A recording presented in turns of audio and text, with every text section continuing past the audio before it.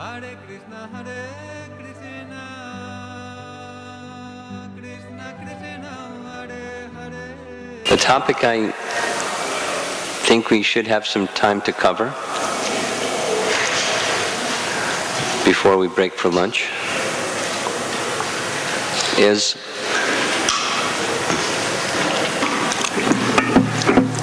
kind of a broad gloss of Ramanuja's life, and later this evening we'll go further into some detail with his exchanges with different devotees.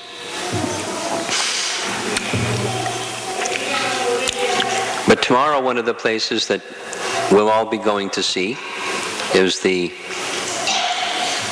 Samadhi of Yamunacarya.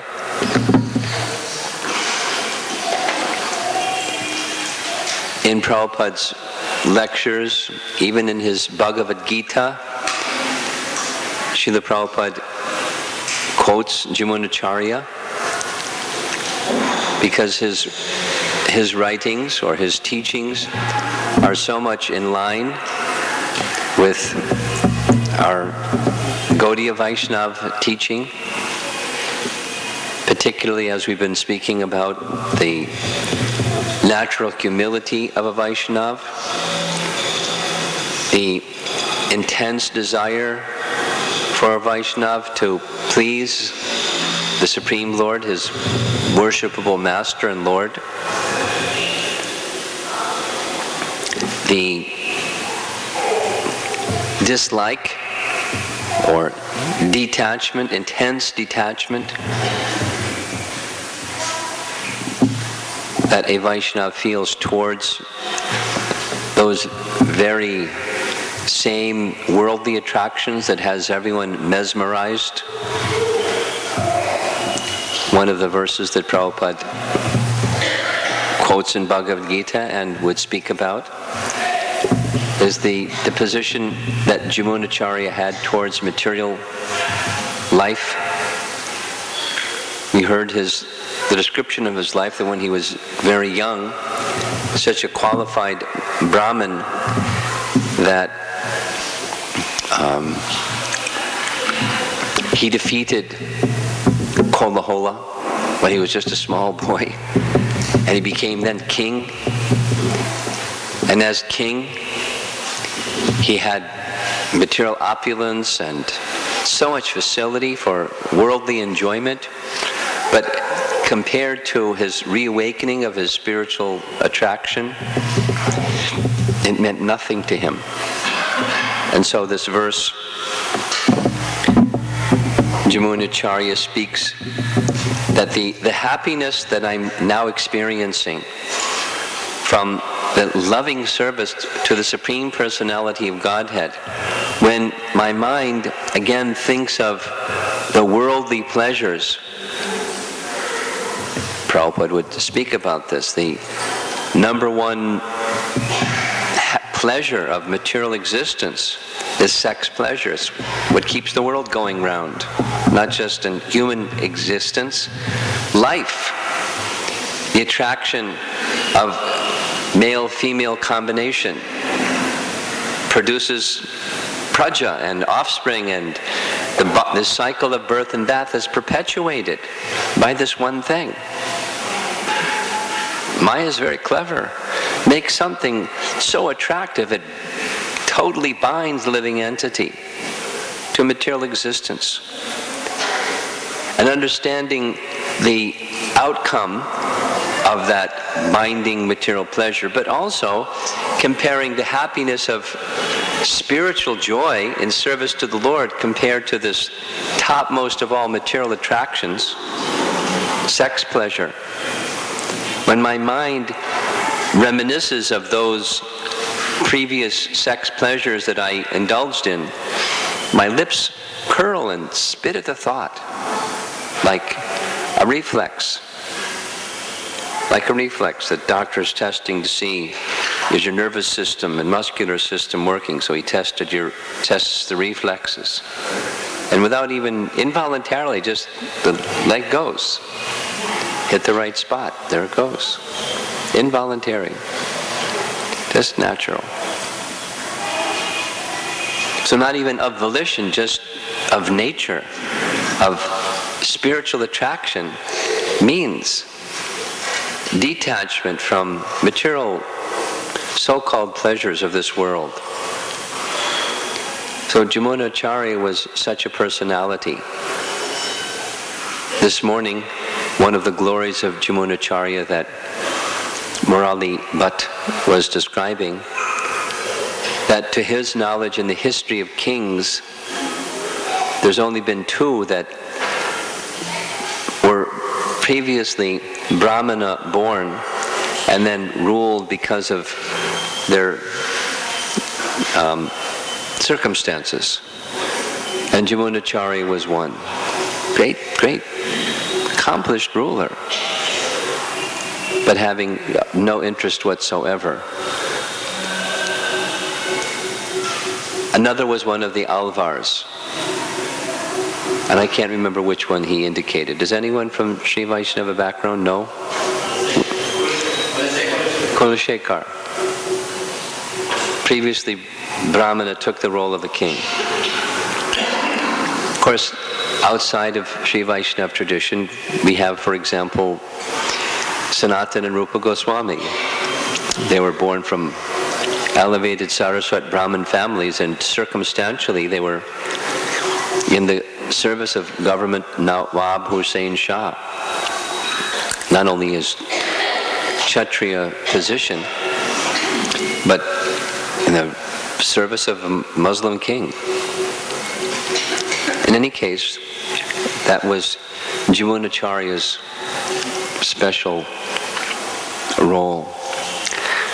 We're going to be visiting his samadhi tomorrow. You can be anticipating like that. And at the very place where he left his body, it was in a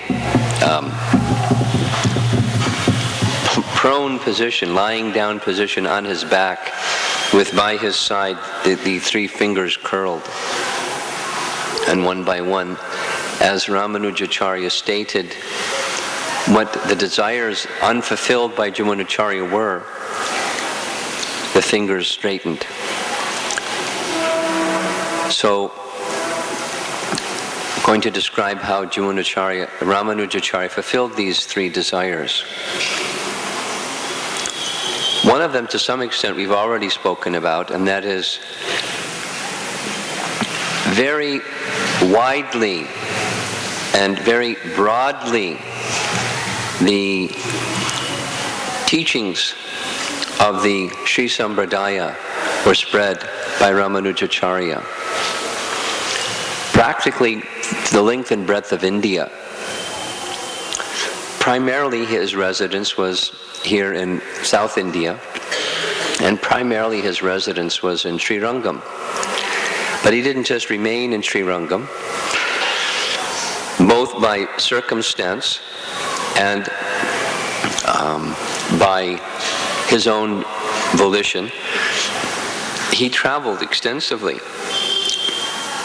Much like Madhvacharya later also traveled extensively. Madhvacharya made 2 entire trips all the way to Badrinath, all the way from South India to the northernmost parts of India, and then back down west side, up the west side, and down the east side,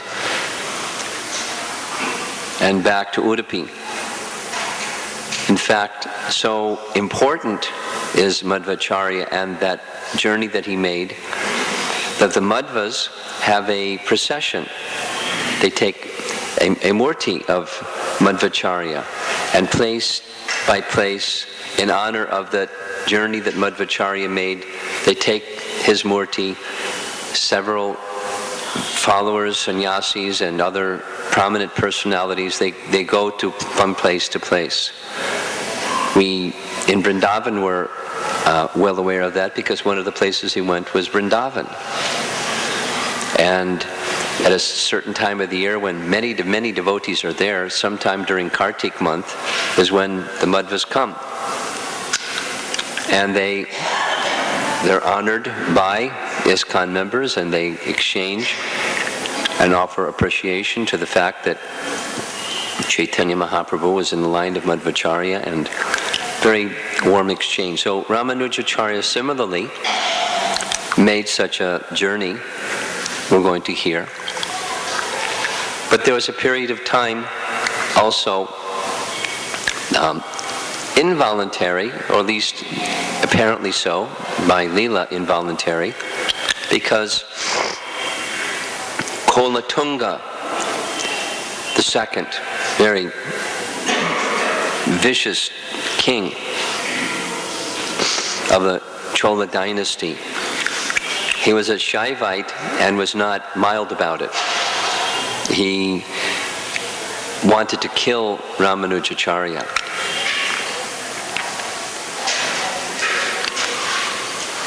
So, some details we'll speak again this evening, but on the advice of his most intimate associates, Quresh and also Mahapurna, he left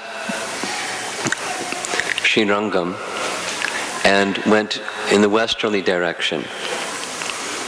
And it was when he was in that westerly direction, he spent some time in Madurai and Melkote. Some discussions that I've had with devotees that are fairly learned, there were two times when Chaitanya Mahaprabhu relieved a princess, a daughter of the king, of being haunted by a ghost.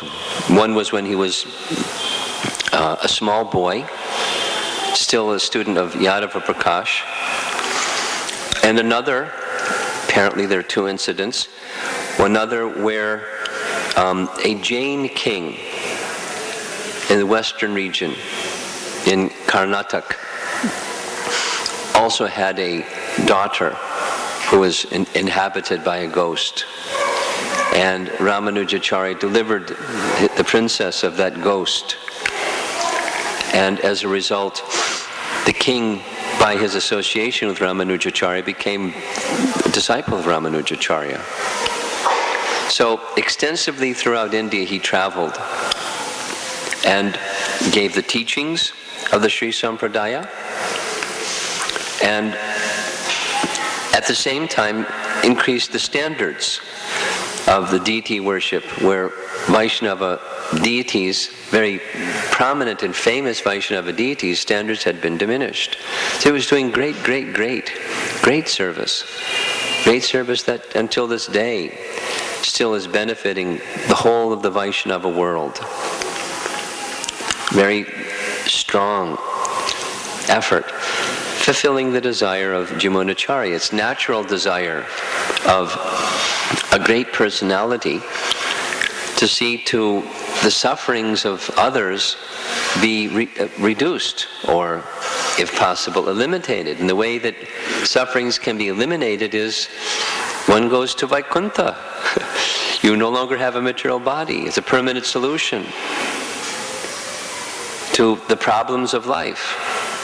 And that is, you don't take birth again. There's no more repeated birth and death. It's a nice tablet. One tablet takes care of all of life's problems. Best medicine. No more problems. Take this tablet and no more problems. At least after this life, no more material body. And during this life, whatever problems, they're tolerated because of the great joy and internal pleasure and happiness derived from serving the personality of Godhead. Just like the joy that Quresh felt in sacrificing his eyesight in order to serve Ramanujacharya. For him it was ecstasy. To us it's unthinkable, suffering and pain. We'll describe that pastime later. So Ramanujacharya fulfilled that mission. But along with the mission of giving the teachings of pure devotional service, free from karma or fruitive intention, and free from speculative knowledge. That means, free from speculative knowledge means you have to have knowledge from somewhere. So knowledge in this descending method, parampara, system, that kind of knowledge. And that kind of knowledge requires deep humility and purity of heart. And the means for achieving that humility and purity of heart were also exhaustively presented by Ramanujacharya. Then there was a second intention of Yamunacharya. Perhaps what's most prominently known as far as the life of Ramanujacharya, and that was his writing of Sri Bhasya. The writing of a commentary on Vedanta Sutra has become more or less the standard. So, has become more or less the standard of making the... No, don't close the window. The four sampradayas prior to Yamunacharya, prior to Ramanujacharya, Vishnu Swami, Nimbarkacharya, and Madhvacharya, there were teachings. There are ways in which this transcendental knowledge descended.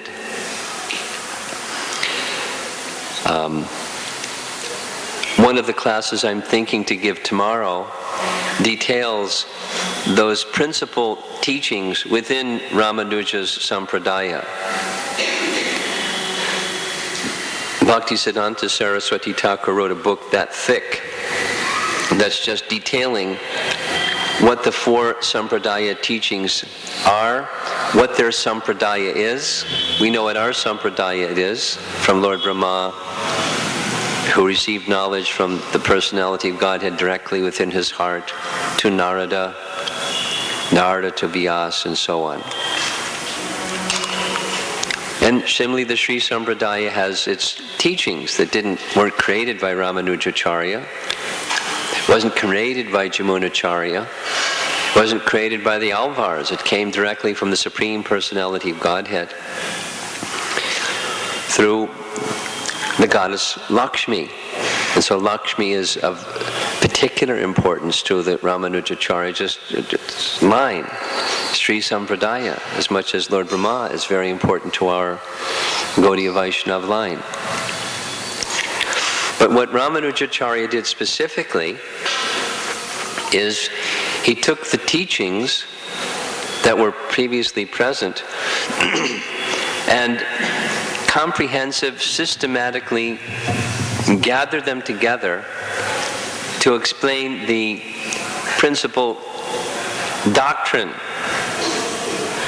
and the principal doctrine that discloses the meaning of the Vedas.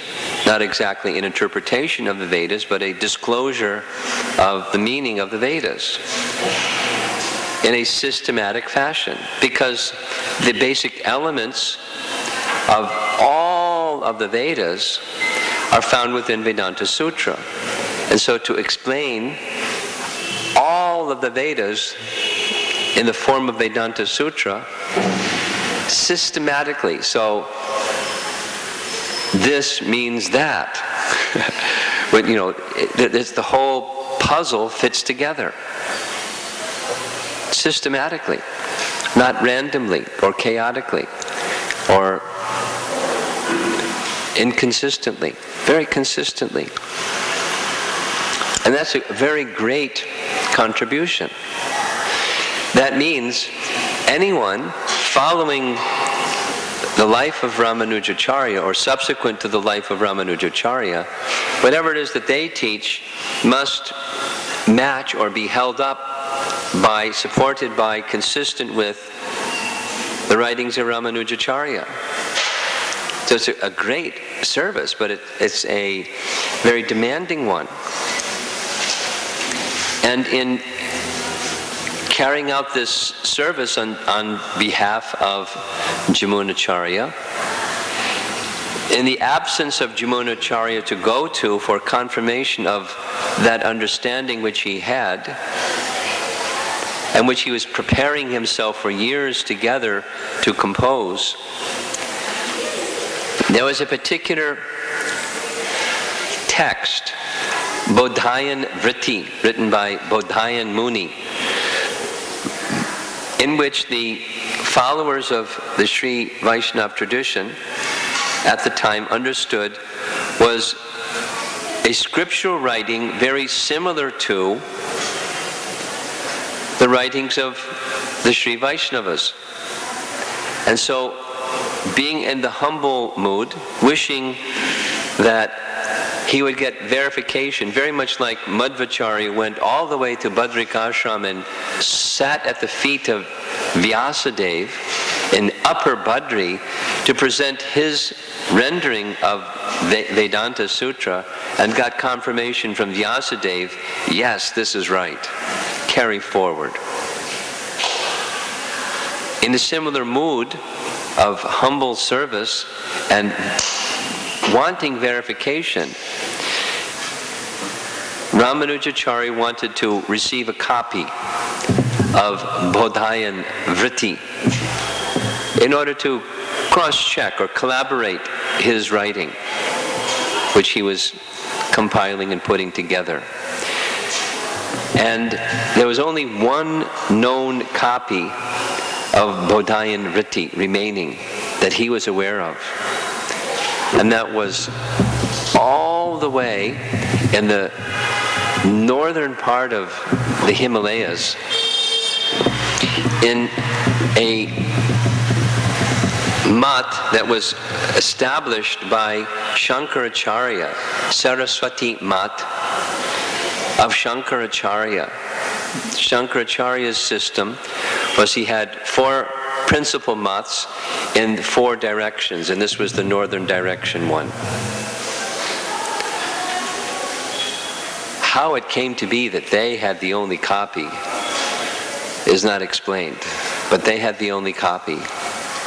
So Ramanujacharya set out on a journey along with Quraysh, which he had done before, going to new places where he hadn't been before, and each place where he stopped, very similar to what we find in Chaitanya Charitamrita about Chaitanya Mahaprabhu in his southern tour, not with the kirtan along the way and transforming people, but when he stopped in places and gave his saintly association and gave his teachings, people became very moved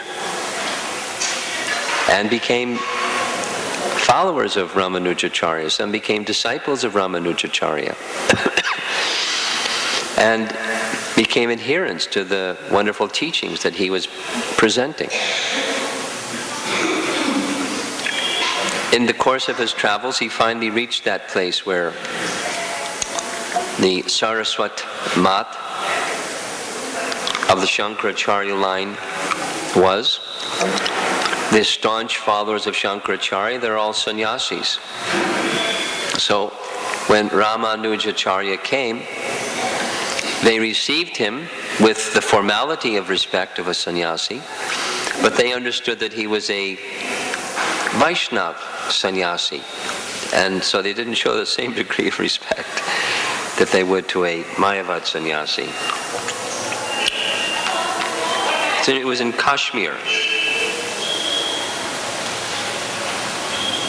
When he reached the mat, he identified his reason for coming. That he wished to have from them their Bodhayan Vritti, which he wished to copy and take back with him to South India. Reasonable request. The answer was no. The answer was no because they felt he was not qualified to receive it. And so they had some discussion. The discussion very quickly turned into an argument, and the argument expanded over a number of days. And they were debating with one another on philosophical issues. And Chaitanya Mahaprabhu was spending days and days and days giving them the teachings that he had very maturely developed, and with all the scriptural references and support to stand behind the teachings that he was presenting. They didn't accept defeat,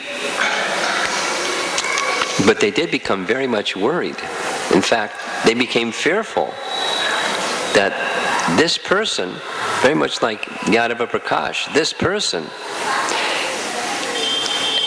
if his teachings are heard far and wide, it'll defeat Shankara's teachings.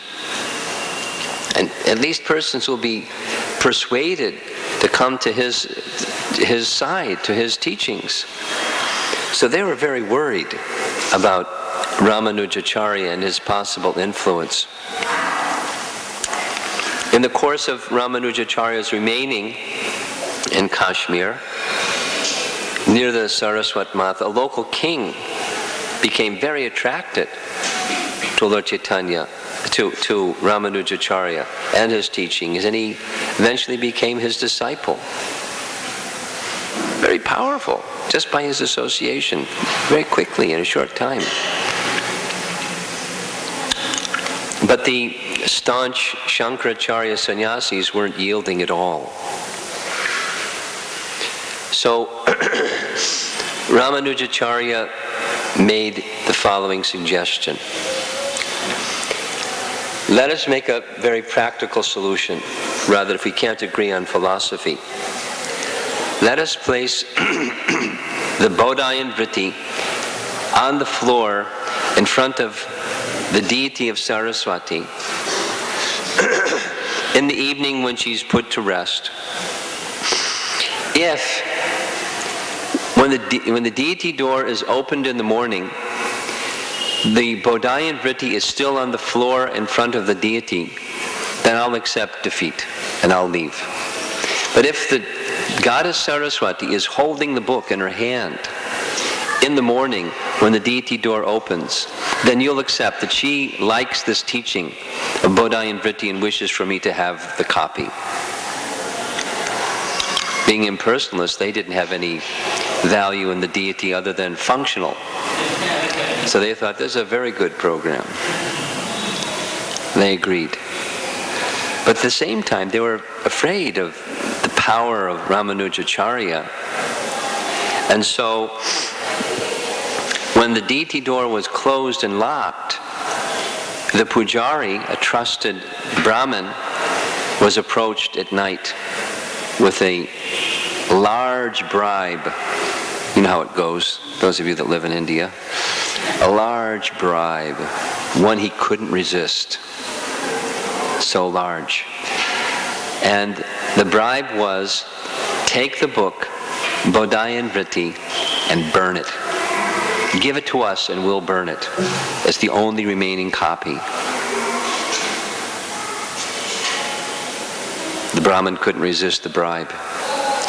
So he went, unlocked the deity door, took the book, gave the book to the Shankara followers, and they burned it, the last remaining copy. So in the morning, when the deity door was opened, and they looked, the book wasn't on the floor. The book wasn't in her hand. The book wasn't to be found anywhere. Ramanujacharya was amazed. Everyone else was not at all surprised. They knew exactly what would happen when the door was open. So Ramanujacharya couldn't understand. How could the personality of Godhead, Narayana, Goddess Saraswati, is but an expansion of Lakshmi. And anything that he had learned had come from Lakshmi, and certainly Saraswati would be pleased by that teaching. So he was praying and praying and praying, and the next night, he had a dream. And in the dream, Saraswati appeared. And Saraswati told him, don't worry, the book that they destroyed was some other book. I hid the Bodhayan Vritti in my hair. You come back and ask them to search the deity, and they will find Bodhayan Vritti in my hair. Don't worry. Everything is all right. So the next morning, he informed the referee, whoever the referee was, the arbitrator person, the book hasn't been destroyed. Please search the deity, check specifically in her hair, and see if you find it. And the Brahmanas, the Shankara followers said, no, no, no, you can't touch the deity like that. But the referee said, yes, yes, just go and search. So the Pujari went and searched, and he found the Bodhayan Vritti. And it may have been the king, but whoever the referee was, entrusted the only remaining copy of Bodhayan Vritti to Ramanuja and Krish. Ramanuja and Krish knew what the consequences would be. Their life was at risk, and certainly the book was at risk. And so they immediately left the place and began traveling as speedily as they could, heading back to return to Srirangam. As they were returning, there's a number of days, but the sannyasis in Kashmir, our friend the dog is active again. The Shankara sannyasis continued. You can close those back windows.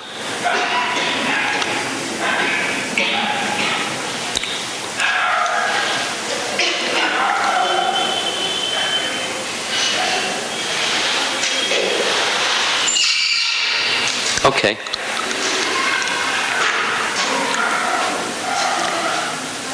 They sent some dacoits in pursuit of them. And they were traveling as quickly as they could. And after some number of days, they caught up. And in the middle of the night, they stole the book and returned back. And Yamunacarya, when he found out that the book was stolen, he was very disappointed. How am I going to complete and verify my Sri Bhasya? And Krish informed him, one of the abilities that I have is when I read something, I can commit it to memory, just having read it once. Bhaktisiddhanta Saraswati Thakur had this similar gift from the Supreme Lord. Reading something, can you imagine what that would be like? Oh, devotees who go to school and have to pass exams and so many things we have to do to learn. Read something once and you can remember it perfectly. So Krish said that in the course of their travels there was no time during the day because they were constantly moving, but at night he gave up his sleep and read the book as much as he could until the morning came, and then they traveled again, and the next night he read the book, and for days he had gone without sleep. You know what? I know what happens when I go without sleep for days. I can't remember anything. But he remembered everything that he read. He said it, and I can set it all to, I can reproduce a copy just by writing it all down. Imagine having a traveling companion like that. Or a disciple like that. Krish was just fully devoted to Ramanujacarya. And so when he returned to Srirangam, the book was composed again by Krish, or rewritten, and this Bodhayan Vritti so closely matched the teachings of the Sri Sampradaya and the intended composition of Ramanujacharya. And so he then undertook the task of writing, because the teaching was already something he was quite familiar with, but he hadn't committed it in written form. In a very similar way, how Rupa Goswami composed Vidagdha Madhava and Lalita Madhava, or how Lochan Das Thakur composed the Chaitanya Mangala. These very great writers, they didn't just like spontaneously start writing and things would flow necessarily, but they had an impression,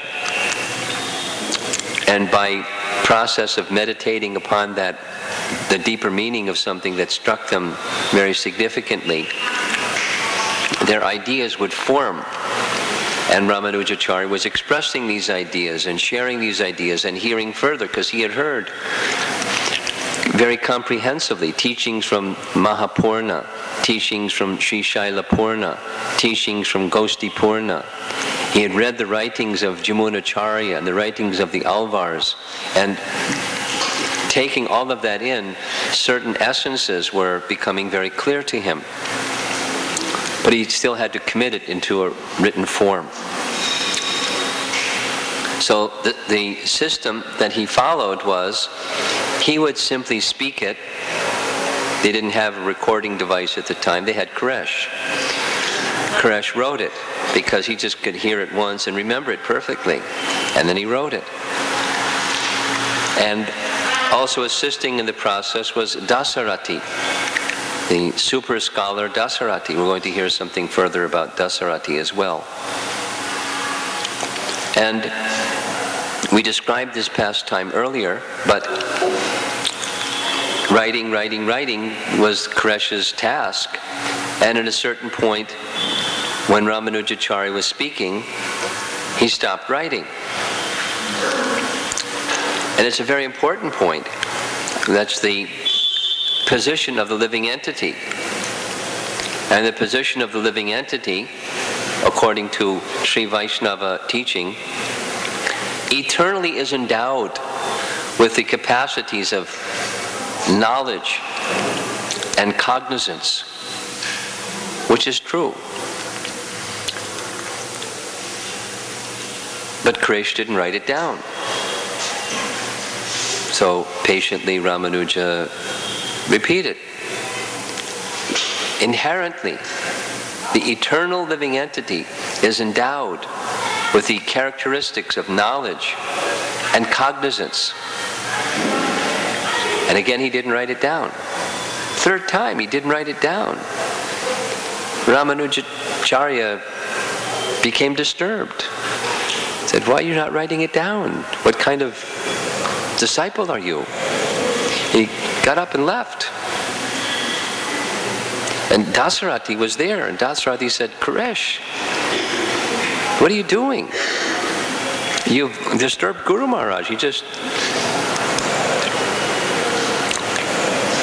left our association. You have this important service to him. What are you doing? And Koresh made this enigmatic reply, a riddle reply, saying, my life and soul is Ramanujacharya. That's the positive. And then he said the negative. There's nothing in my heart other than service to Ramanujacharya. Just like a shoe. There's no business of a shoe but to serve the foot. Sometimes the shoe is put behind the door by the person who owns the shoe, and when it's appropriate time he'll come back, gather the shoe and put the shoe on his foot again and use the shoe. And he got up and left. And Dasarati's wondering, what happened to my dear godbrother Koresh? Something is wrong. Meanwhile, see the humility of Ramanujacharya. Each circumstance that he encountered by the Lord's inspiration and by his natural quality, he was considering, where is there imperfection within me? What is it that Koresh saw that caused him to not write what I spoke? What is it? Where's the deficiency within me? He wasn't thinking, rah, rah, rah, that Koresh, I'm going to show him I'm big and he's small, I'll let him have it. He was thinking where's the deficiency? Where's that limitation within me? And it came to him what was the concern or the deficiency in what he spoke. So the next day, same situation, they sat down together for the purpose of completing the Sri Bhashya. And Ramanujacharya spoke almost the same words, but added that the eternal soul, part and parcel of the Supreme Personality of Godhead, is endowed naturally with the qualities of knowledge and cognizance of his relationship with the Supreme Personality of Godhead. And Koresh was busy writing, smiling.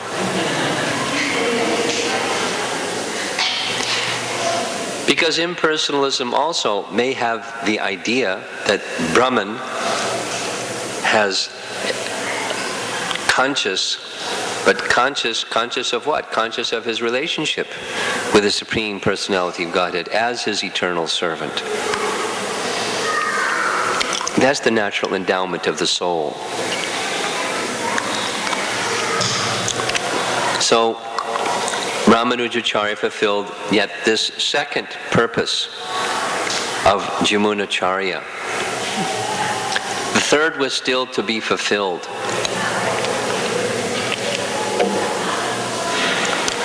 Meanwhile, Koresh, being the great devotee of Ramanujacharya, was by Ramanujacharya's own example inspired to live a very simple life. He was a householder. He was married to Andal. At that stage, they still had no children. And their means of maintenance was, as was common practice at the time, the Brahmanas would perform Madhukari.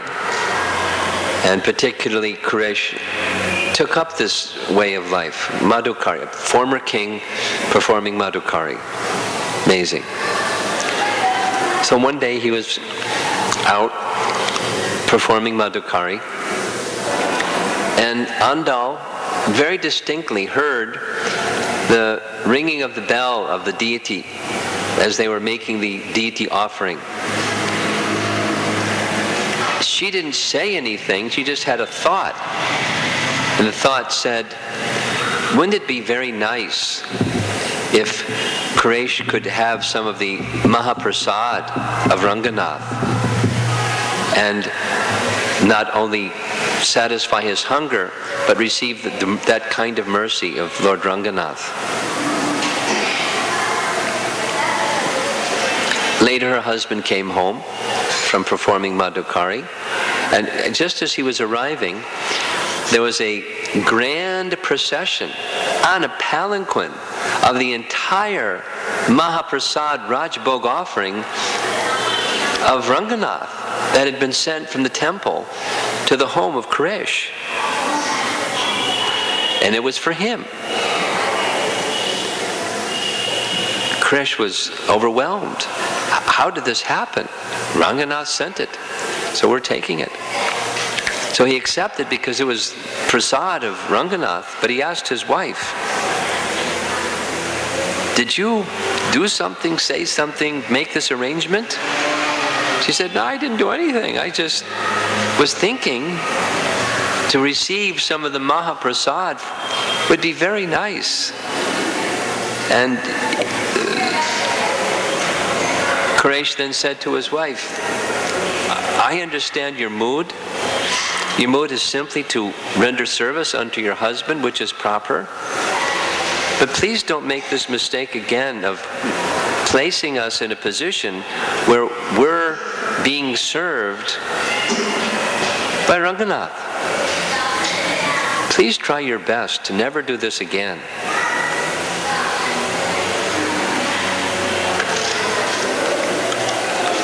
Upon taking the prasad of Ranganath, Quraysh took some. Following his taking some prasad, Andal took some, and she became pregnant. When this news went to Ramanujacharya that Andal is now pregnant by taking the prasad of Lord Ranganath, he accepted that it was Lord Ranganath who was the father, and Andal became the mother of his children. In time, when the children were born, it was twins, 2 boys. The older,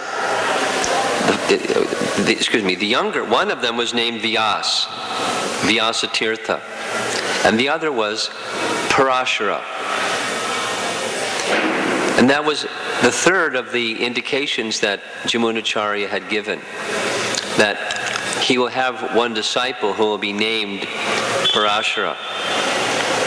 So that Parashara later became the successor Acharya to Ramanujacharya, disciple of Ramanujacharya, and accepted by Ramanujacharya as the son of Lord Ranganath, and the mother being Andal. In the biographies it's described that sometimes the 2 children were left in cribs inside the altar where Ranganath was, or is. Just like sometimes a father will keep his small children by his side and enjoy the company of being with their father. So in time, Parashara Bhatta became the successor Acharya to Ramanujacharya. And earlier we've heard some descriptions of Parashara's dealings, and we'll hear something further this evening. I'm mentioning some of these names in particular because in anticipation of tomorrow's visit to some of the places here in Srirangam, we'll be seeing the home of Quraysh, we'll see the home of Mahapurna, we'll see the various personalities and where they lived and performed these activities. And it won't be so easy with a large group to have kata at each of those places. So we're doing it today in advance of tomorrow's activity. Hare Krishna, Krishna Krishna, Hare Hare. I don't know if you noticed on the Jagannath Mandir, or Jagannath Mutt, as they call it, is the sign that says the 500th anniversary of Lord Chaitanya's visit to Srirangam. 1510 and 2010, 500-year anniversary. When we were walking together, he started speaking about how important it is. He said, "Did you plan?" I said, "I didn't. Someone else planned." So that we would come at this special time. For him and his family, it's especially significant. If you could, imagine that you're living in a house where the Supreme Personality of Godhead stayed. And that one of your previous family members was one of the 6 Goswamis. So there's a picture, very simple arrangement in the house. There's a table, and on the table there's a picture of Radharaman. And I gestured and said, Radharamanji, and he said, yes, Gopal Bhatta. Just like that, Radharaman, Gopal Bhatta. I'd like to describe a little bit about the time spent by Chaitanya Mahaprabhu at the house of Venkata Bhatta, the 500th anniversary celebration of his visit.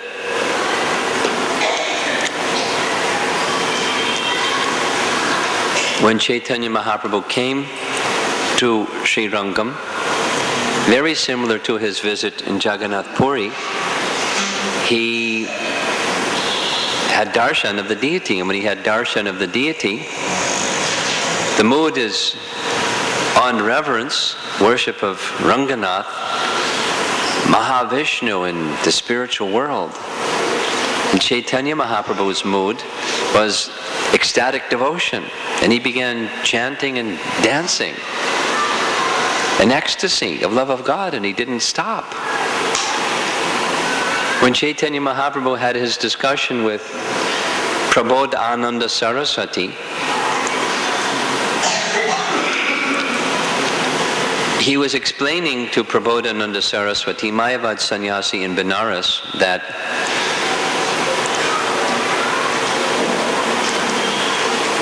you're asking why I'm singing and dancing with common people when that's not what sannyasis are to do. Sannyasis are to study Vedanta Sutra and stay away from worldly people and chant Om and perform austerities, and you're doing things that sannyasis don't do. Singing and dancing and carrying on like this. So he described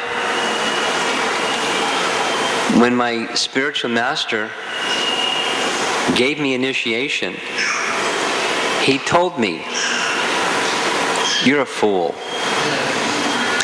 You're not qualified to study Vedanta Sutra, so you should just chant the holy name of the Lord. So following the order of my spiritual master, I began chanting the holy name of the Lord. And from chanting the holy name of the Lord, something started to happen. He specifically said, don't think that this is a demonstration, an exhibition of some sort. Just uncontrollably, I began dancing and jumping and rolling on the ground, and I thought, oh, something's wrong. I better go speak to my spiritual master and find out what I'm doing wrong. But when I told my spiritual master what is happening, he said, oh, this is very good. And he quoted from the scripture, where it is said, those who are on the topmost stages of ecstatic love, they experience these transformations. And so I continued chanting the holy name. And that's what Mahaprabhu was exhibiting before Ranganath, chanting and dancing in ecstasy. People in this part of the country had never seen anything like that. It's very reverential. Pure, but reverential. And this was something else.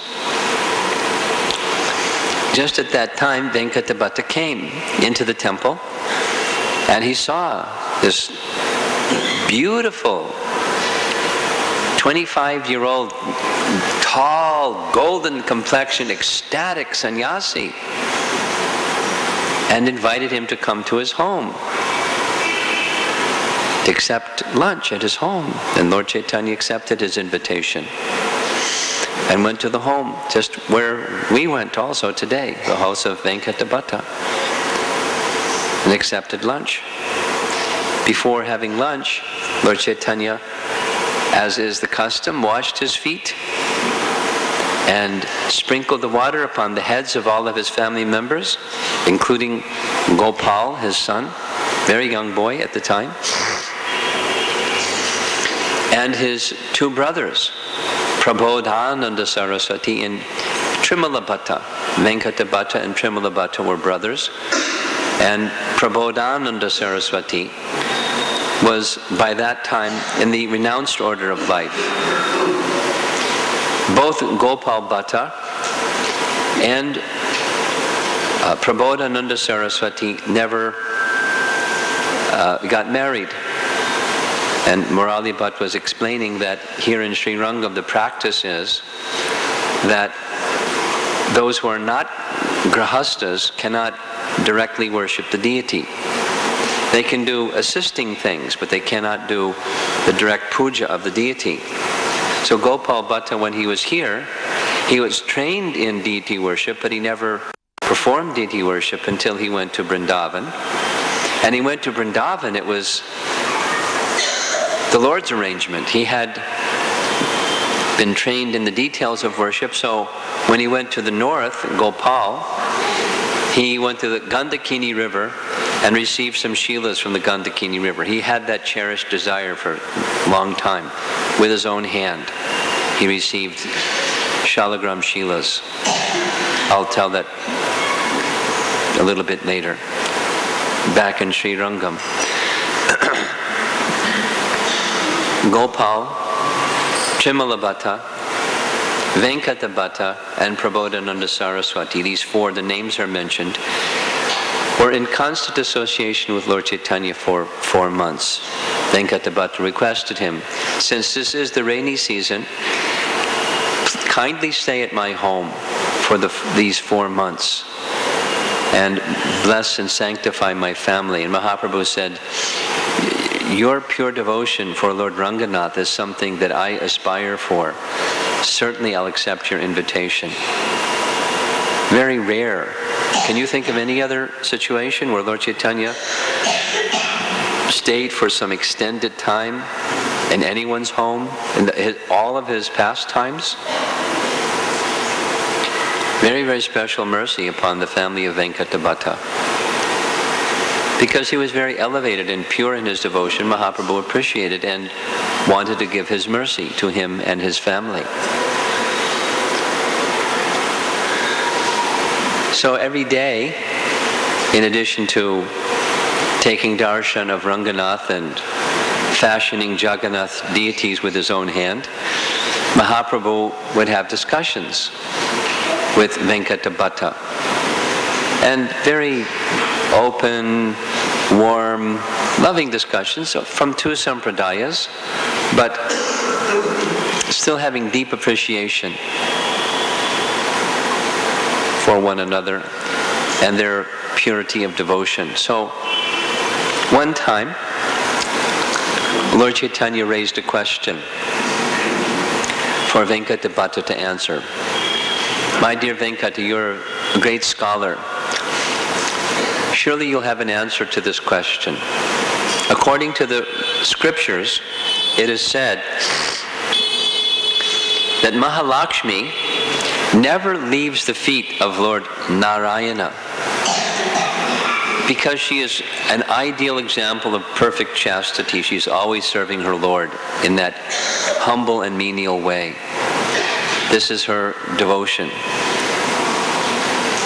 Yet it's also said in the scriptures that when she came to know of the rasa dance of Krishna, she left the lotus feet of Narayan, wanting to go and enter into the rasa dance of Krishna. Can you please explain?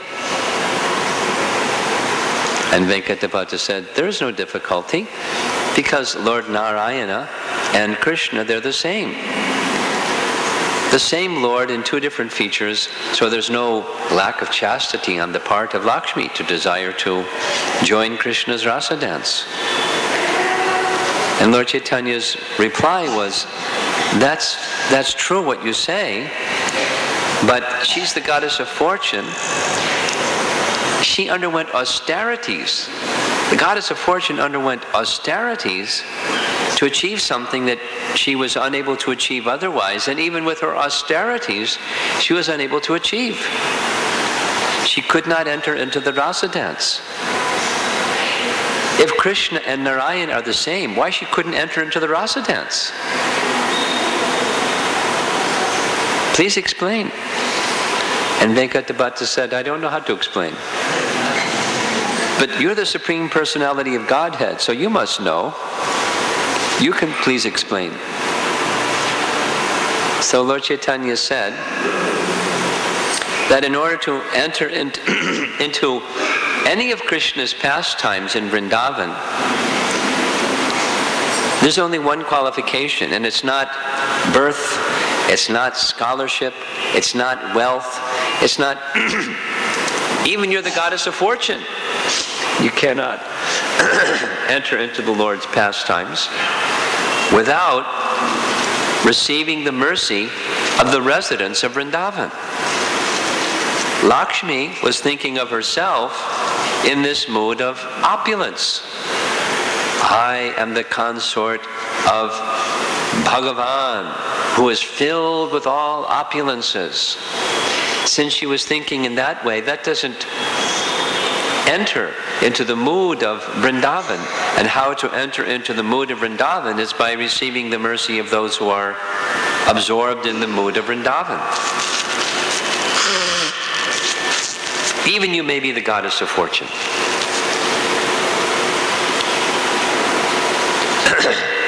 Venkata Bhatta understood through that explanation the following, and we should understand the following.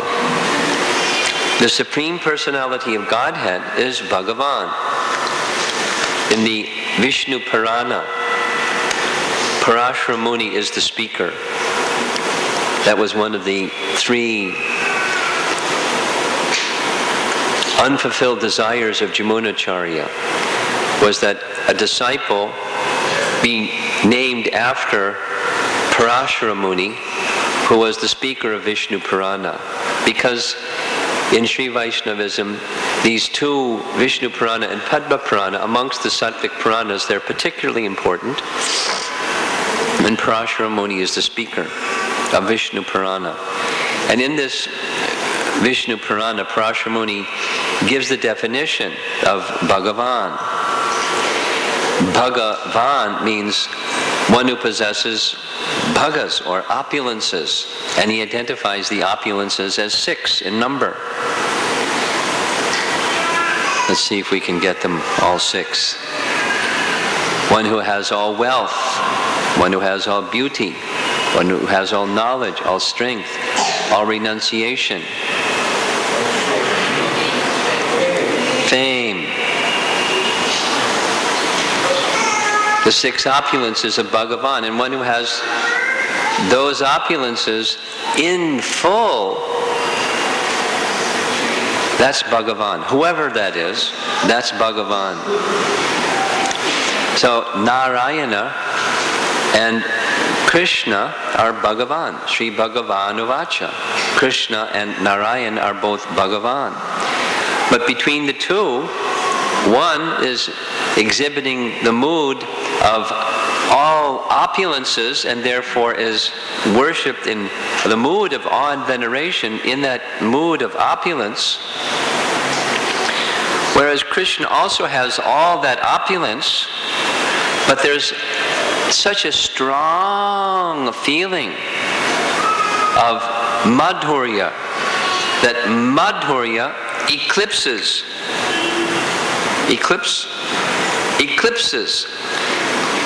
the Aishvarya.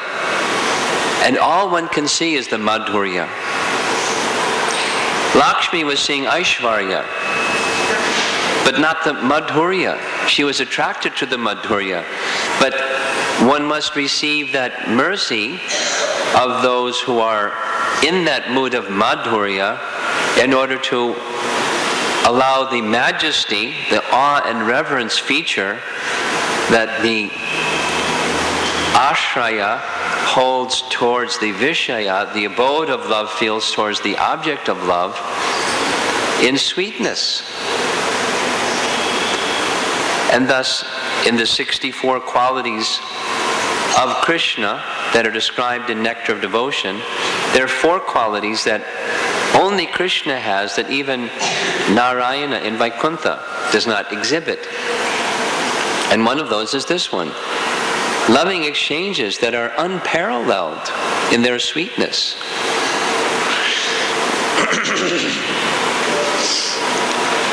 So, back to the house of Venkata Bhatta and the discussion between Venkata Bhatta and Chaitanya Mahaprabhu.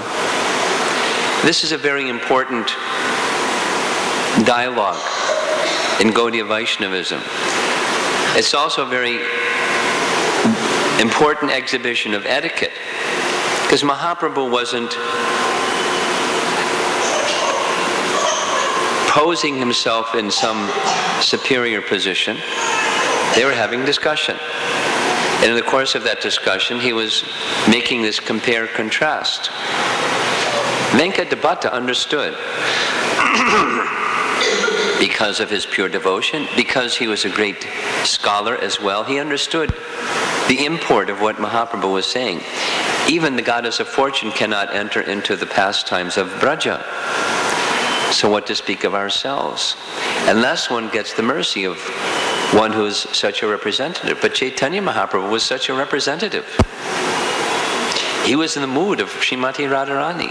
He showed that Madhurya feature when he came before Ranganath. And he was giving his association to Venkata Bhatta and his family. Consequently, Gopal, his young son, after, one can only imagine, 4 months of association of Lord Chaitanya living in your home, and you're a little boy, and he's a young sannyasi, spending hours every day associating together, bringing his meals, washing his clothes, little this, little that, just affectionate exchanges, hearing from him all of his discussions. Gopal became very attached to Lord Chaitanya. Transcendentally, totally attached to Lord Chaitanya. As did Prabodhananda Saraswati, as did Venkata Bhatta. Gopal wanted to go with Mahaprabhu when it was time after the 4 months of the rainy season were completed. Lord Chaitanya told him, you stay here and serve your parents.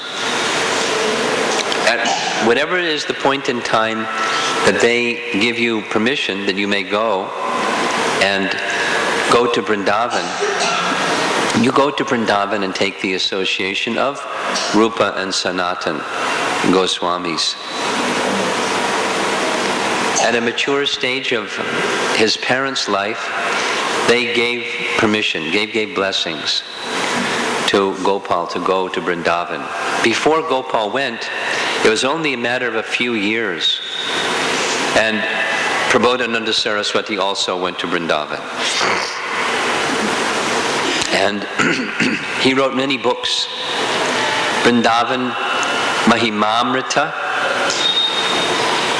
Chaitanya Chandramrita, and several other books. And the writings of Prabodhananda Saraswati are superlative. He's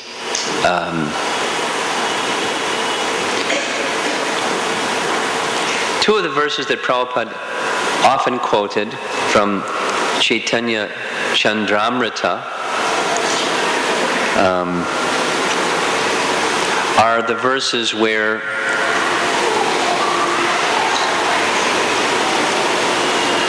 Prabodhananda Saraswati writes, here's how to preach. Once there was a big festival in Atlanta.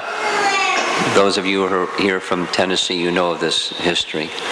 Prabhupada came to Atlanta, all the Radha buses came to Atlanta. Big Sankirtan festival, big kirtan. Prabhupada gave his first lecture. Time for questions. The first question was, Srila Prabhupada, what activity is most pleasing to you? And everyone expected him to say, book distribution, of course, all you book distributors gathered from all around the country. That's not what he said. Then you simply become Krishna conscious. You become pure in your devotion to Krishna. That will please me the most. They weren't disappointed by that answer. But they were expecting something else. And during the course of his lectures, Prabhupada quoted Prabodhananda Saraswati, saying, Prabodhananda Saraswati wrote one verse in Chaitanya Chandramrita on how to preach.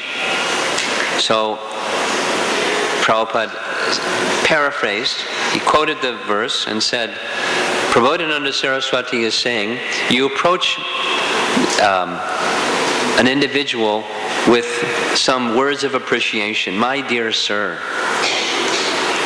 you are very learned. You are a very esteemed person in this world. You are truly a great personality. And the individual is thinking, yes, yes, yes. Here is a person worth listening to. Please tell me what you have to say. And then Prabodhananda Saraswati says, for just one moment, forget all of this rubbish business that's occupying your brain and simply try to understand the merciful nature of Chaitanya Mahaprabhu and his sublime message of love of God. So, paraphrased how to preach Krishna consciousness.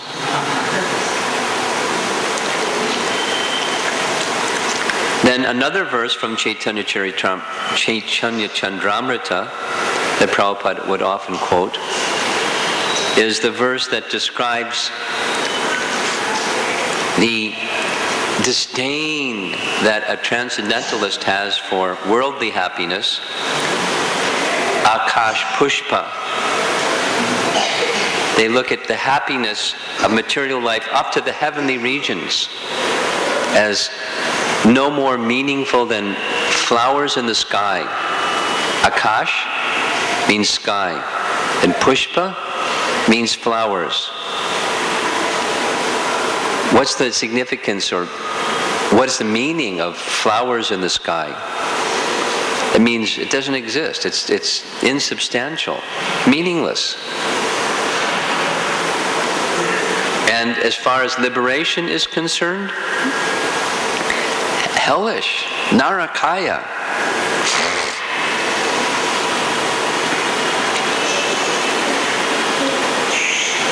So,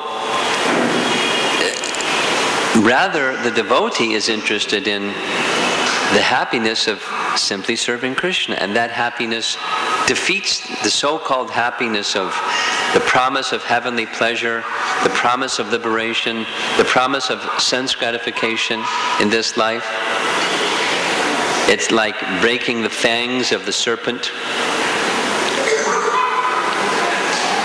The happiness of devotional service. If there's time, there's a couple of quotes where Srila Prabhupada is directly referring to Chaitanya Chandramrita in his purports. I can find it very quickly. Yeah. This material world is without Krishna consciousness. This is a translation from Chaitanya Chandramrita. Chaitanya Mahaprabhu is Krishna consciousness personified. Therefore, if a very learned scholar or scientist doesn't understand Chaitanya Mahaprabhu, certainly he is uselessly wandering in this world. A person who doesn't take advantage of the nectar of devotional service, overflowing in the presence of Chaitanya Mahaprabhu's cult, is certainly the poorest of the poor. The advent of Lord Chaitanya is just like an expanding ocean of nectar. One who does not collect the valuable jewels within this ocean is certainly very poor. So,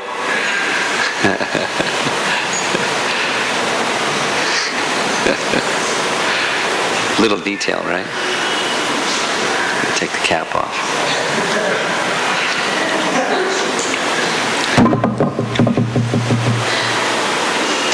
Those who have been to the Kaliyagat in Vrindavan will know that behind the Kaliyagat is the Bhajan Kutir of Prabodhananda Saraswati. So he liked the quiet Mahavan, Bhajan Kutir that he had established, but another was right in Vrindavan, meditating on the wonderful glories of Sri Vrindavan Dham. And Vrindavan Mahimamrita is similarly just very beautiful, very exquisitely eloquent glorifications of... He had such love for Vrindavan, and the love of Radha and Krishna was at the center of his love for Vrindavan. An entrance into Vrindavan was by the grace of Chaitanya Mahaprabhu. So unlike the goddess of fortune, he was also raised where awe and reverence was the way of approaching the Supreme Lord, but by the mercy of Chaitanya Mahaprabhu, he gained that entrance into Vrindavan. And he felt enormous gratitude to Chaitanya Mahaprabhu. Venkata Bhatta, like his brother, Prabodhananda Saraswati, wished also to be with Chaitanya Mahaprabhu, but he had his service. So he performed his service in separation and permitted his son to go to Vrindavan. So Gopal Bhatta, this is another detail. Gopal Bhatta did not accept initiation from his father because that's not a proper procedure any more than Bhaktisiddhanta Saraswati Thakur did not accept initiation from his father, but under his father's indication he accepted initiation from Gorkishore Das Babaji Maharaj. And similarly, Venkata Bhatta had Gopal Bhatta receive initiation from Prabodhananda Saraswati. So when his spiritual master and uncle left from Vrindavan, and only increased Gopal Bhatta's desire to go to Vrindavan. In due course of time, he went to Vrindavan, and by the direction of Rupa Goswami, he accepted his residence in a very special place in the Nidhivan area of Vrindavan, in the Nidhivan area of Vrindavan, which is where the Radharaman temple is now. That large wall where the monkeys hang out and wait to steal your glasses and chew on them, and that's the Nidhivan area. That's before it was what the monkeys do. It's a place where Rasa Leela was performed, a very confidential part of Vrindavan. So suitable for the mood of Gopal Bhatta. Very quickly, because his life is filled with wonderful things, his mood was absorbed in deity worship. His mood was very humble.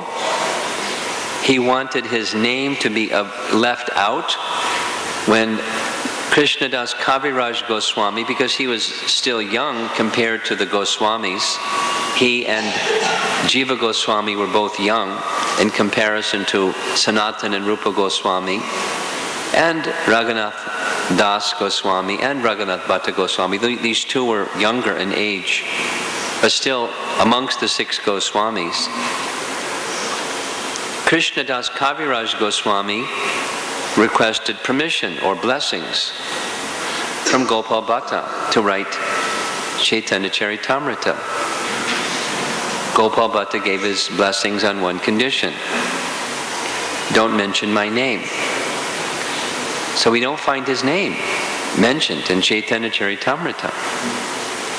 Similarly, in his childhood, as the son of one of the chief priests of the whole of Srirangam, the services, one of the Brahmins was describing this in one of the places where they have so many festivals here in Srirangam, festival after festival, and the festivals are a way of even ordinary people, uneducated, illiterate people, to enter into the mood and the feelings of devotion to the Supreme Personality of Godhead.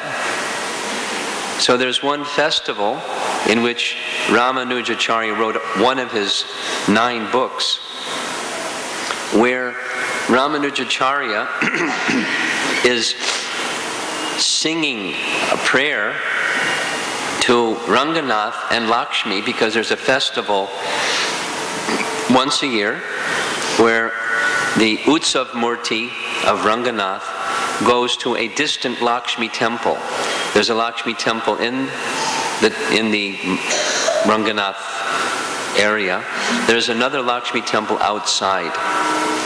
Something similar to Jagannath leaving the main temple and going to Gundicha. Something like that, where Ranganath leaves and he goes, the Utsav Murti goes and spends some days in that other temple of Lakshmi and receives worship and honor and service there. And when he comes back to the main temple, he goes to the door of Lakshmi, and the door is locked, and she won't let him in. So Nam Alvar comes in his Murti form, and there's prayers that the Sri Vaishnavas recite regularly from this writing of Ramanujacharya, but especially during this festival, where the exchange between Ranganath and Lakshmi is being described, and Ramanuja as a third participant in that dialogue. And when they come back, Lakshmi won't let him enter. So Nam Alvar has to be like a go-between to persuade Lakshmi, you're like my daughter. As your father, I'm requesting you. He's your husband. Please let him in the door. And she says no. And this whole dialogue goes on, and finally in the prayers he says, well, you have guests at your door, not just Ranganath. You have guests at your door, and you can't break etiquette and not allow guests in your house who have come to your door. You must invite them in. So she invites them in, and Ranganath sneaks in with the other guests. And then there's sitting places where there's numbered marks on the floor. So different families over so many generations, they sit and they have the service of reciting different portions of the scripture. The services, the point is, they're inherited. So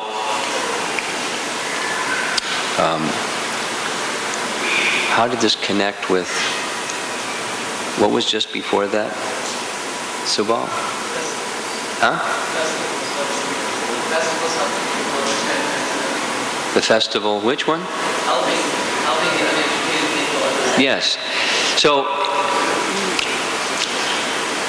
Ramanujacharya's writing was to, part of his writing, and the festivals is to help people, because the Brahmanas traditionally, highly educated, knowing the scriptures, but they made things available so that people that weren't so educated could enter into the spirit of those festivals and enter into the spirit of devotion. Now, the connection with Prabodhananda Saraswati and Gopal Bhatta.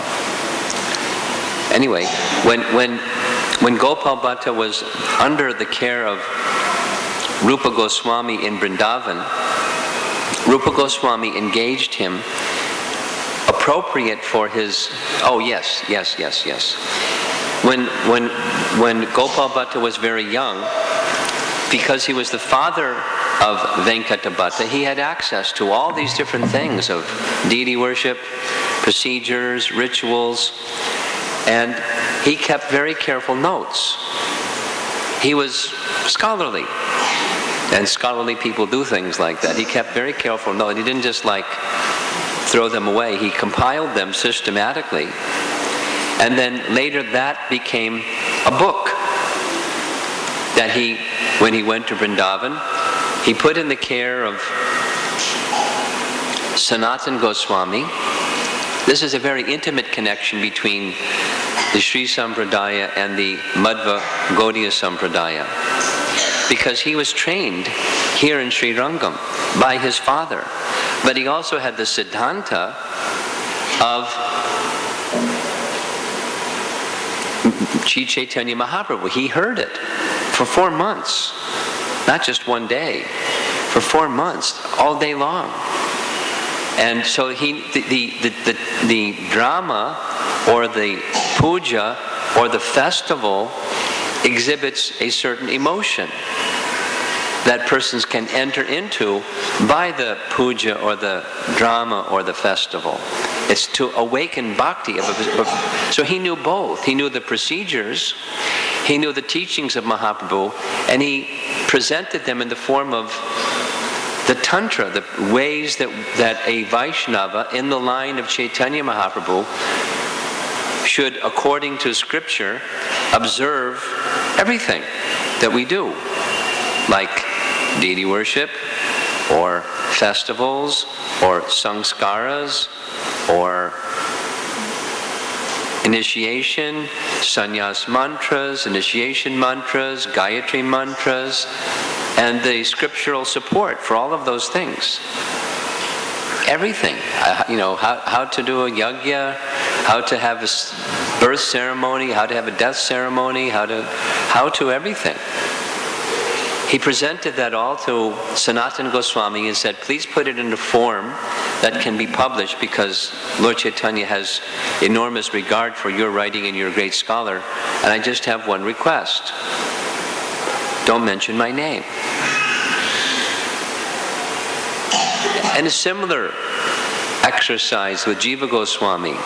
These most brilliant exposition out of all of the 40 books of Rupa Goswami, of Jiva Goswami, was the Sandarbhas of Jiva Goswami. And they were actually the notes of Gopal Bhatta from the time that he was a small boy. In addition to deity worship, when it came to philosophy or scriptural teachings, he kept very careful notes. And the notes that he kept was according to subject matter. And the references from Srimad Bhagavatam that established or supported those teachings on different subject matters, as well as from other various scriptures. He was a brilliant scholar. And he took all those notes and gave them to Jiva Goswami and said, please make it in a publishable form, on one condition. Don't mention my name. I love describing Gopal Bhatta because his mood is so humble. He's so qualified. He's so qualified that when he went to receive the Shalagram Shilas, he was feeling so humble that as he was leaving the Gandakini River and going back down the hill, he was feeling, who am I? What is my qualification to receive the Supreme Personality of Godhead? He went back to put them back in the Gandakini River. And the Shilas jumped back into the bucket that he was placing them into the river from. They wanted to be worshipped by him.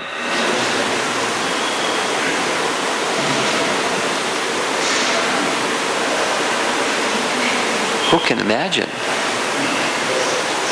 And by his desire, out of his 12 Shilas, they're different versions, but of his 12 Shilas, when some merchant came and gave to all of the Goswamis some jewelry and some nice fine cloth which they could decorate their deity with, and he wanted to serve the Lord in a similar way, but he had Shilas, and those facilities don't match the worship of Shilas. He desired to serve the Lord in that way. So one of the Shilas manifested as Radharaman, self-manifesting deity. What a great devotee. Through the mercy of Chaitanya Mahaprabhu, his devotion became uplifted to such an incredible standard. Pure devotional service. And where the Shalagram manifests himself as a beautiful form. Even the pictures of Radharaman. When Rupa Goswami saw this form, he said, the other deities here in Vrindavan, Madan Mohan The feet of Madan Mohan look most like Krishna. And the middle portion of Govinda looks most like Govinda. And Gopinath the face looks most like Gopinath, like Krishna. But Radharaman, the whole body is just like Krishna. Therefore Radharaman, he gave him the name. Lord Chaitanya has such affection for Gopal Bhatta that he sent some items of his shoes and a piece of cloth. Kopan and? Okay, Gadi. The platform that Lord Chaitanya sat on. Sent all the way from Puri to Vrindavan as worshipable items for Gopal Bhatta, who saw them as a deity. And the pujaris there still have them preserved. The gadi is easy to preserve, cloth is more difficult to preserve. But they still have in worship as worshipable items. The intimate relationship between Gopal Bhatta and Chaitanya Mahaprabhu, inconceivable.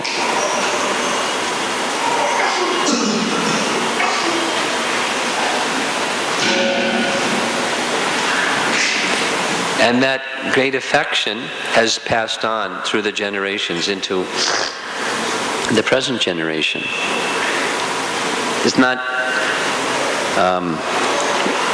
Murali Bhatt was sharing with me that last year, about a year ago, Indradumna Maharaj, after traveling and doing all the festivals and exhaustive activity that he does, he came and he requested to stay at Murali Bhatt's home for 6 days or a week.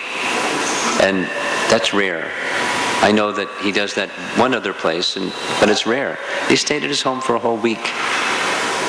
And he mentioned that when we went in the temple, some of you may have seen the very, very large Murti of Garuda. Very large. And the paint is not whatever the chemical paint. It's all natural minerals. And Indradumna Maharaj said, I know some devotees in Poland that know how to do that, or Russia, that know how to do that art. And I'll make an arrangement for them to come and repaint the deities of Jagannath in the same way. I mean, just such deep appreciation, natural affection. How does that become possible?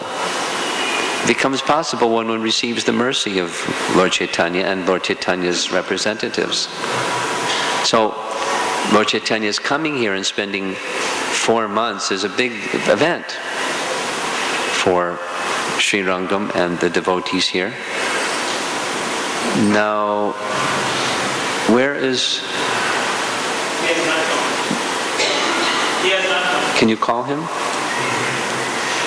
I wanted to say something about the places where we're going tomorrow and have our guides say something on top of what I'm going to say, or in addition. So we're going to be visiting a number of places. One is the... Okay. For those of you that didn't get one, you can take a copy. This is a map, a detailed map of Srirangam. And it's kind of legible even, because some ISKCON devotees put it together for exactly what we're doing, a pilgrimage to Srirangam. He'll pass it out, he'll come around. You put up your hand if you'd like a copy. Ladies on this side, men on this side, they're being passed around. Can you just stand up and pass them around, and whoever puts their hand up, you give them one? Don't get too distracted here. No, that goes to the ladies' side. Thank you. Hello. Pay attention.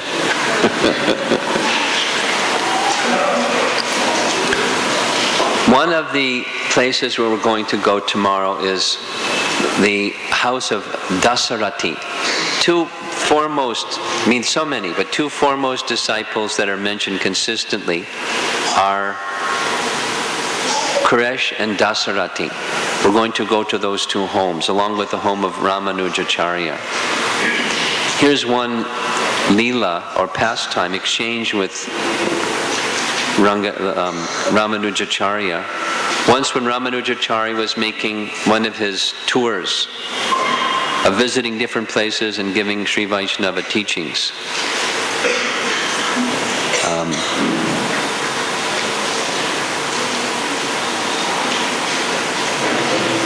Gauranga-priya? If you have extras, there's some men that also didn't get any.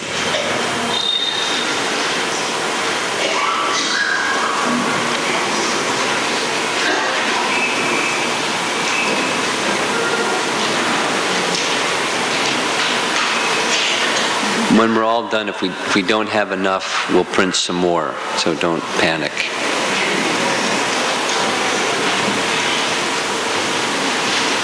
Okay. Ramanujacharya was heading north with some devotees. And he came to a particular place. The name of that place I can't remember.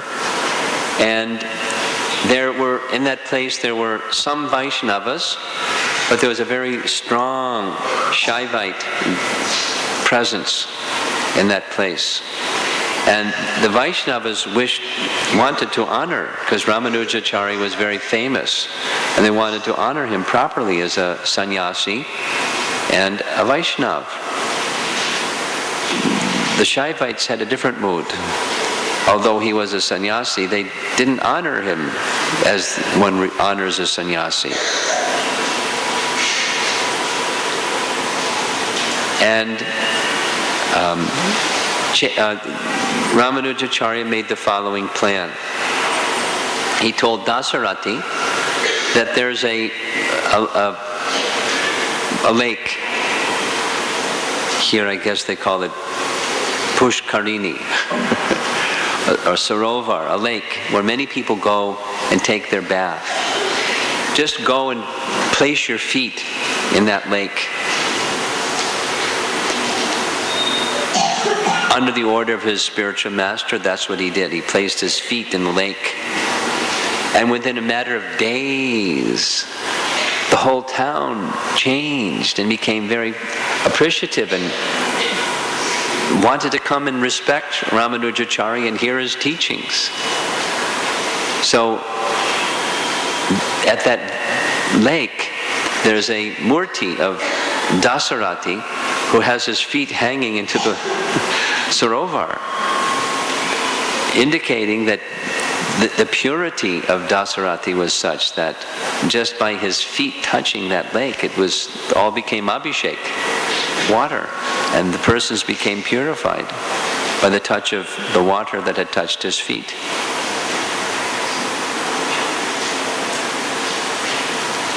We're going to see the house of Mahapurna in detail sometime tomorrow, I believe. We'll be able to have the time to narrate the event where Ramanujacharya's life was at risk.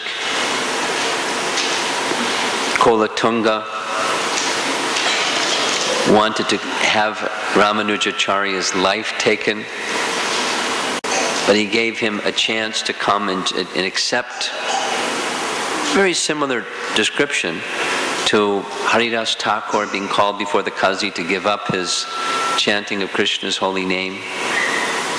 So instead of Ramanujacharya going, Mahapurna and Koresh went.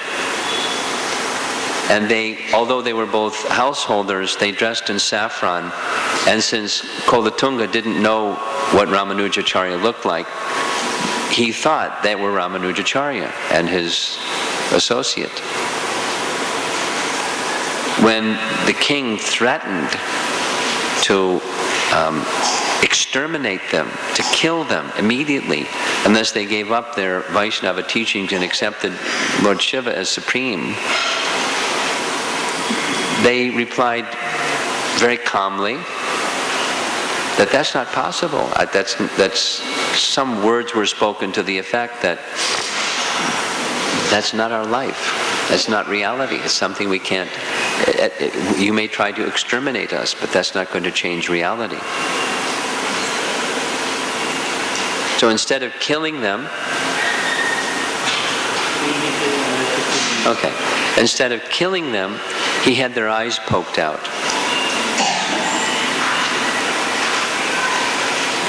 There's one description that Revati Raman told me while we were in Tirupati, that as soon as Quraysh heard this, he immediately took one of his eyes out and handed it to the king. And said, I don't think I can find you if I take the other eye out, so I don't know how to do this. And the king was amazed. He said, what are you doing? He said, I'm honoring you because you're giving me this opportunity to serve my spiritual master in this way. You are worshipable by me. And it wasn't talk, it was his devotion. And then he released them. On their way back, Mahapurna was unable, because of his age and because of his condition, to continue.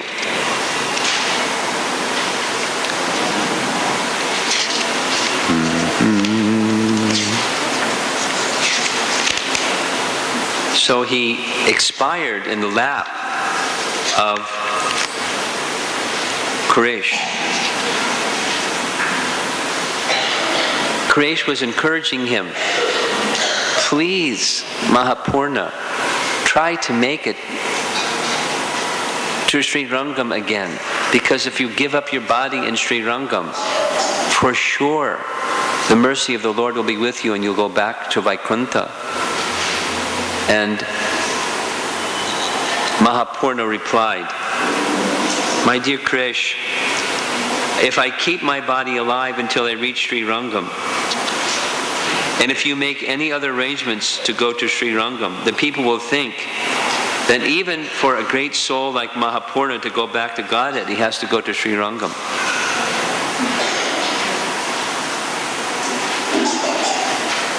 And thereby people will try to minimize devotional service. So, better if I leave my body here. Jatayu also left his body in the wilderness, and he returned to the spiritual world for his service to Lord Ram. Also it is stated that if a Vaishnava leaves his body on the lap of another Vaishnava, or in a Vaishnava's house, it is considered more fortunate. So with that, Mahapurna laid his head on the lap of Quraysh, and the daughter of Mahapurna, we heard about her earlier, Atulai, he placed his feet on her lap and he left his body. And some of the nearby people were saying, because he's left his body, we have to burn his body, or somehow discard the body before the sun sets. Quraysh became irate and said, don't think that Mahapurna is an ordinary person and is to be treated this way. He is to be put in samadhi. And I'll personally perform the final rites. The only problem is I can't see. And one Brahmin who could see came and assisted him, and together they performed the final rites for Mahapurna.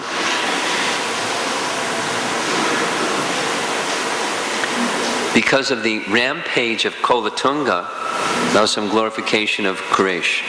Because of the tirade of this horrific personality, Kolatunga, the people in Srirangam were thinking, it's because we're at risk because of Yamunacarya. Kolatunga has an issue. He would leave us alone if Yamunacarya, since Yamunacarya has gone and some of his close followers have gone, we're safer, and the deity is safer if we just don't let anyone in that's connected to Yamunacarya. So they made arrangements for two Shaivite followers to be the guards at the main gate for entering into the Ranganath temple. And when Quraysh came, he wanted to have, although he had no eyesight, he wanted to be in the spiritual presence, that kind of darshan of Ranganath. So the two guards had a disagreement. One guard said, he's a follower of Ramanujacharya, he's a disciple, he's one of his leading disciples, we can't allow him in. And the other guard said, well, because of the exceptional quality of his spiritual elevation, he's a saintly person, we should let him in. They couldn't agree. So finally the one prevailed, okay, we can let him in. And when Quraysh heard that the basis of your letting me in is because I'm a saintly person, if my being a saintly person will allow me in, but my being a disciple of Ramanuja will not allow me in, then I'm not coming in. Because my identity is not a saintly person. My identity is a follower of Ramanujacharya. If you can't allow Ramanujacharya and his followers in, I'm leaving. And with that he left Srirangam because of his great fastidious faithfulness to Ramanujacharya. And there's many other events that follow that we'll hear some of tomorrow. But ardent, faithful servant of Ramanujacharya. We're going to the Samadhi of Yamunacarya. He mentions some things of Yamunacarya during his life.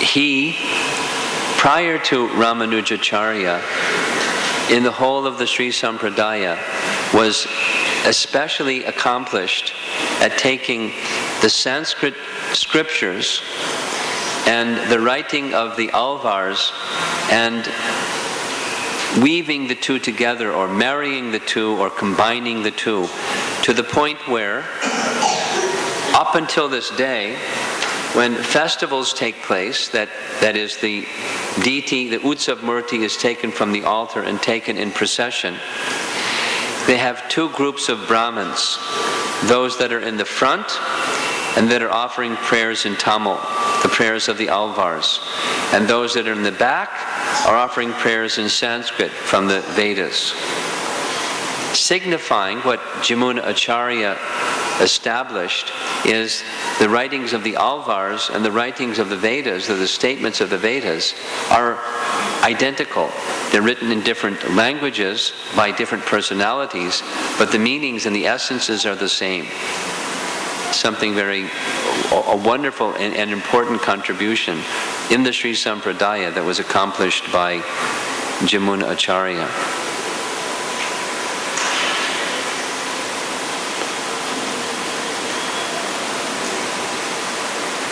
And we're going to the home of Ramanujacharya. So I'll say something. We've been saying everything about Ramanujacharya.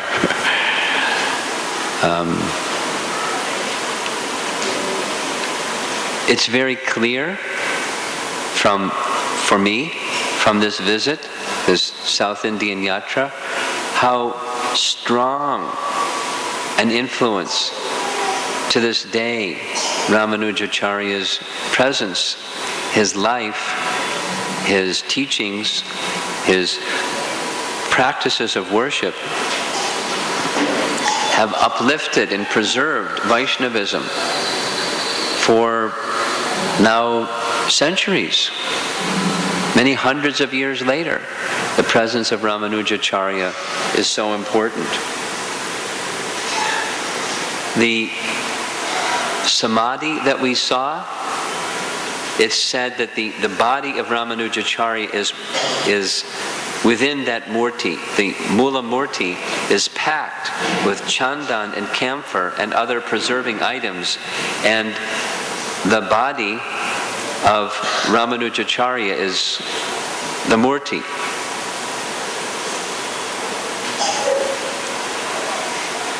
And one who, just by, same as in his presence, one who prays to him or worships him can receive his full blessings.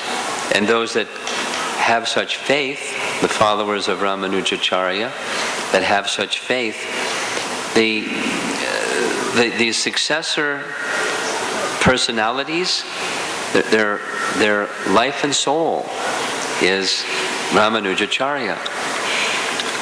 Not just the immediate generation following him. I'll say something a little bit about ISKCON and Srila Prabhupada's unique position as ISKCON's founder Acharya.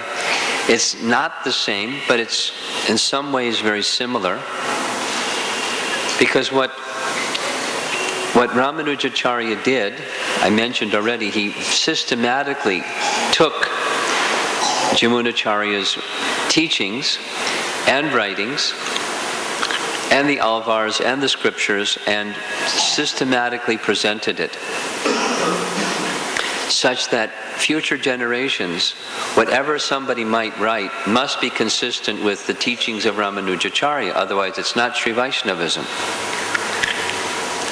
In a not identical but somewhat similar way, Srila Prabhupada's position as the founder Acharya within ISKCON is that, the way that Srila Prabhupada said it, is that founder Acharya means that in the future there may be future Acharyas, but those future Acharyas, their teachings, their activities must be in harmony with and pursuant to the teachings of the founder Acharya. That's the significance of founder Acharya in Prabhupada's own words. And so within we're using this language, strategic planning for the whole of ISKCON. There's a whole initiative group of very responsible senior devotees who are meditating every time we get together of how the current leadership of ISKCON, particularly the Prabhupada disciples and whoever else is in the leadership position, can institutionalize or secure that position of Srila Prabhupada so that over a period of time, what has happened in some religions and hasn't happened so much in Sri Vaishnavism, largely hasn't happened in Sri Vaishnavism, the prominence of Srila Prabhupada will be preserved, so that the way that we do worship, I commented this earlier, but each of the places we go, it's not just, in one temple they do worship in one way, in another temple they do worship in another way, in another temple they do worship in another way. It's the same everywhere because of the strong fidelity to the teachings of how deity worship is to be done. ISKCON should be like that, one temple, another temple. It should be very universal, strong, clear, standard. And the teachings, and the behavior, the qualities of the devotees should be with some consistency, some standard. And of all the qualities of a Vaishnava, this quality of compassion, humility, service unto the Vaishnavas, I'm being repetitive, but there's value in being repetitive because it's so important. So we want to preserve this position of Srila Prabhupada within our society, as we've been demonstrated by how it's, in all the temples, there's a place where there's Ramanujacharya's Murti and the alvars, along with the local deity. Same as within ISKCON temples. Everywhere there's a Murti of Srila Prabhupada as our founder Acharya. And it's not just the generation after Srila Prabhupada, it's whatever generation thereafter. It's a unique position for all generations to come. And that needs to be, as I emphasized this morning, it's something that you all need to clearly understand and carry forward. After the disciples of Srila Prabhupada are gone, there's a reason for that. not just unity, keep the ship together. It's our life. Our life has come by His mercy. Please understand the importance of that position in your lives and for future generations, and carry that in a very cherished way within your life.